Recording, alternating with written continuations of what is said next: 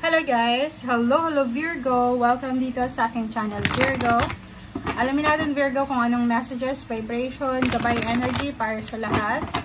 Ito'y general reading, so I hope na makuha mo yung energy na minamanifest mo. Okay? Virgo. Virgo, timeless. Okay, the temple path. Same with the Taurus. Temple path or Taurus or ano ba yun? Capricorn. Okay. Virgo. And love. Virgo. So, nakikita ko sa'yo dito na his number 12 in love. Yung pinaka main focus ng readings mo. So, kung makikita mo, sinasabi ng barahan na to na if mayroon kang mga problema sa relationship, galing ka sa toxic na relationship, broken family, heartbreak, or siguro yung relationship mo hindi, parang zigzag yung energy niya, yung maganda ngayon, bukas hindi, ganyan, ganito. Yung parang walang security, hindi masyadong stable. Okay? So, nakikita ko sa'yo dito, since may temple path, may yin and yang, diba? And nakikita mo may liwanag, mayroong staircase, stairway, or hagdan, ano ba yan, stair. Nakikita natin na mayroon sa itaas na parang temples, ibig sabihin yan, peace, harmony, diba? Love, pwedeng, nakikita ko sa'yo, pwedeng may kasal na magaganap, pwedeng makatagpo ka ng tao na posibleng maging rason para maging balanse yung buhay emosyonal mo. If you're single, below 40 years old, possible yan, na yun yung dumating sa'yo, yung biglang magliliwanag yung emotional na pamumuhay mo, may mga pamilya na nag-aaway-away, involved ka, na posibleng ma-resolve, magkaroon ng reconciliation. Meron naman na love life na medyo broken, or yung love life hindi masyadong maganda, na posibleng maayos siya, magkakaroon ng liwanag, parang ganon. And then, yun, yung temple na yan, ibig sabihin, di ba, lahat naman tayo, yung minamanifest natin is yung makarating tayo doon sa tagumpay natin ng tahimik, di ba? Yung tahimik, yung hindi ka magkakaroon ng problema, ganyan, ganito, yung hindi zigzag yung pathway, dito sinasabi, straight line lang siya. So, ibig sabihin, on the way ka na sa balance, sa happiness, illumination, liwanag. So, nakikita mo na yung liwanag sa end of the tunnel. Okay. Ibig sabihin yan, kung ano man yan ang mga pinoproblema nyo sa relationship, ay posibleng maayos na yan.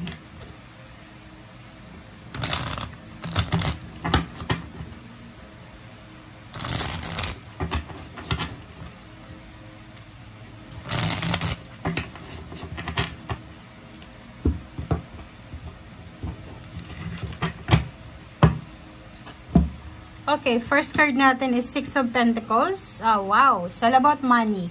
So, in terms of money, sinasabi na pwedeng 6 weeks from now, 6 days, 6 years. Yung pinakamatagal dito, 6 years. Okay, so nakikita ko sa'yo dito na napaka-importante yung number 6. Number 6 half of 12. So, sinasabi ng baraha, pwedeng June, pwedeng December.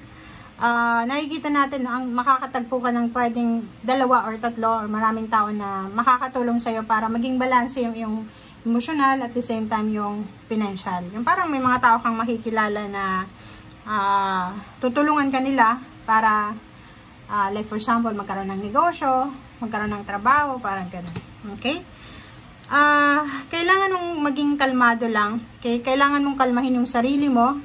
Huwag kang padadala sa devil, sa temptation. Kasi parang nakikita ko sa'yo dito, simula ngayong January, meron kang mga agam-agam sa buhay, Virgo. Yung parang mga temptation, mga unhealthy habits, unhealthy lifestyle, unhealthy mindset, parang ganun, emotion, na kailangan mong kontrolin. Kasi nandito yung the devil and then Queen of Cups. Ibig sabihin, yung emotion mo talaga is hindi siya kalmado, hindi siya manageable. So, sinasabi na simulan mo na siyang ayusin ngayon. And justice, good karma, contract signing. So, nakikita ko sa'yo dito, Virgo, may mga contract signing na darating, may mga good karma na darating, merong biyaya na parating, merong manifestation na darating, merong yun, law of karma, karmic justice, karmic freedom, karmic blessing, karmic new beginning. So, nakikita natin dito kung ano man tong mangyayari sa'yo, it's because of karma.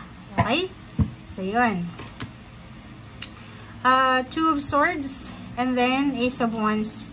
Nakikita ko sa'yo dito, medyo mixed emotions ka. Diba? Hindi mo alam kung ano yung mararamdaman mo, excited ka ba, or hindi ka sigurado. Excited ka or hindi ka sigurado. Parang ganun. So, hindi ko alam kung anong nangyayari sa'yo, but nakikita ko sa'yo dito, ang dami-dami mong obligations, duties, responsibilities, multitasking, marami kang pinapasa na bagahe sa araw-araw.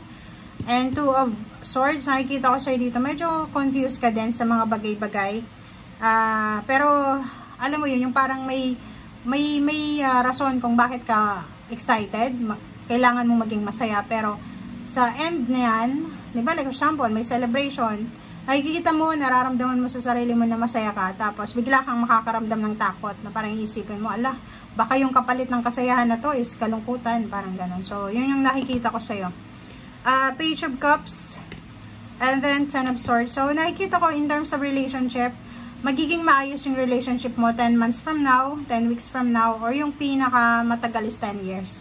So, nakikita natin na yung mga taong nang-scam sa'yo, nang-loko sa'yo, yung mga taong parang niloko kayo, ni-scam ka, ay posibleng makukuha nila yung karma. Okay?